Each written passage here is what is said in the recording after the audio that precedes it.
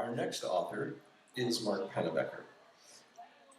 Mark is the founder of the St. Louis Indie Book Fair, as well as being an author of fiction. His first novel, Fraternity of Fractures, is an urban drama set in the blighted city of St. Louis in the 80s. His second novel, The Myth of Love, will be published in December 2016.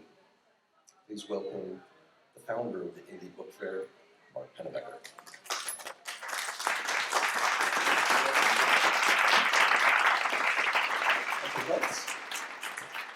Okay, so this is chapter 7. We're into the second act. We met all the main characters, and this is just a conversation that the female protagonist and the male protagonist have in their walk down the street. In his apartment, Justin stripped off his clothes and put on the green robe Phoenix stole for him. He watered the many plants throughout the house.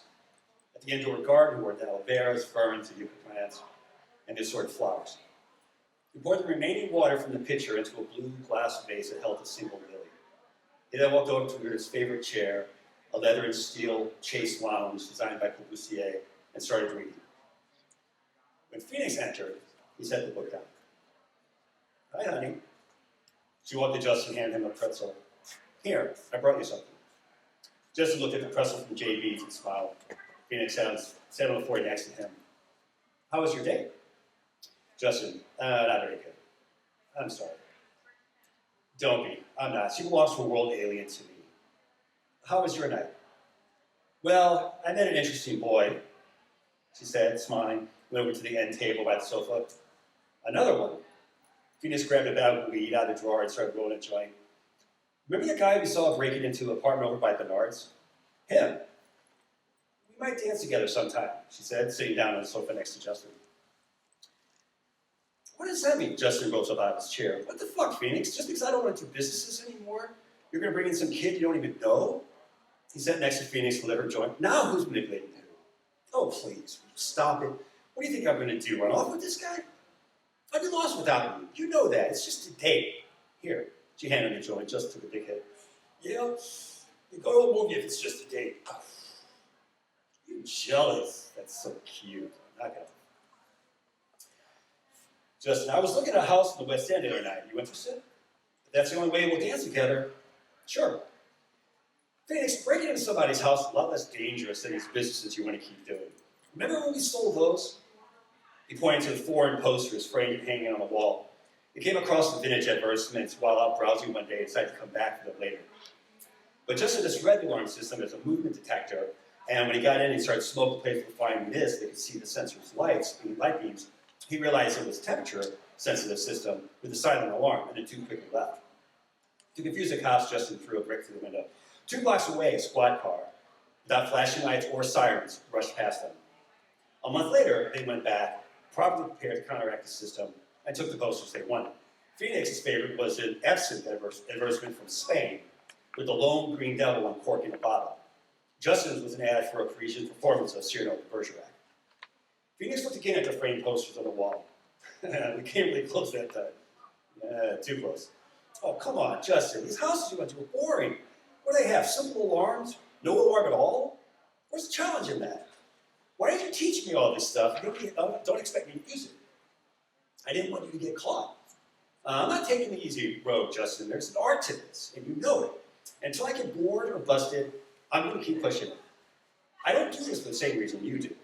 "I know why you do it," Justin interrupted and smiled, knowing Phoenix's almost erotic response to dancing where she didn't belong. "I should never have told you that." Phoenix quickly grabbed the joint from Justin in mock anger, accidentally dropping it on his lap. Both jumped up off the sofa, scrambling for the burning joint before it burned a hole in the leather. Justin laughed. "I'm just curious to find out what other finishes you have." Phoenix smiled back and continued their conversation. "Anyway, like I was saying, jerk, you have some sort of twisted Robin Hood logic, but I do it for the excitement. If it's not exciting, why do it?" "You need a reason," Justin said, settling down again. "I gave you my reason. It's got to be more than simple hedonism." "No, it doesn't. That's exactly what it should be. That's why we're here on this planet, to have a good time, and nothing else matters. Not architecture, governments, those posters, children, none of that shit. Nothing matters in this world but have a good time while you're here. If you're not happy now, when do you expect to be? There's more to life than that. There's principles, ideas, morals. I'm talking about the morals and hypocrites of religion preach. Love your neighbor, but only if he follows your religion.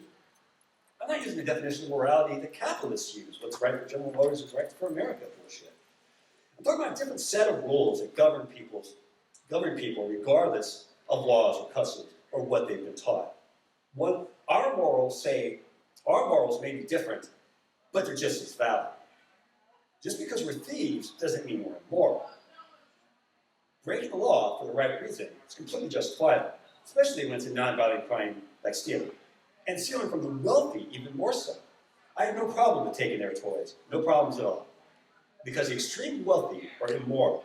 It's axiomatic. They eat their own. They literally kill their families, their business associates, their friends. For what? For what? Money and power, Phoenix answered.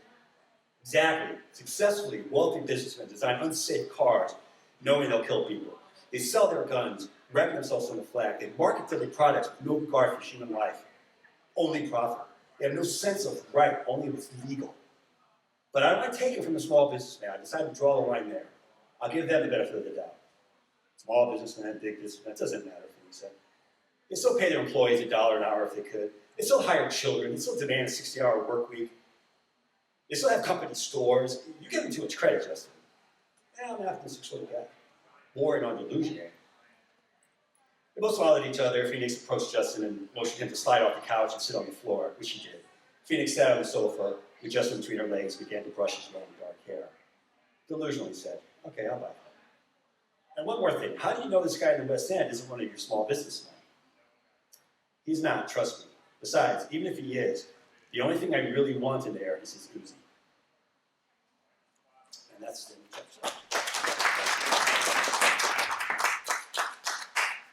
Thank you very much. Enjoy the rest of the fair.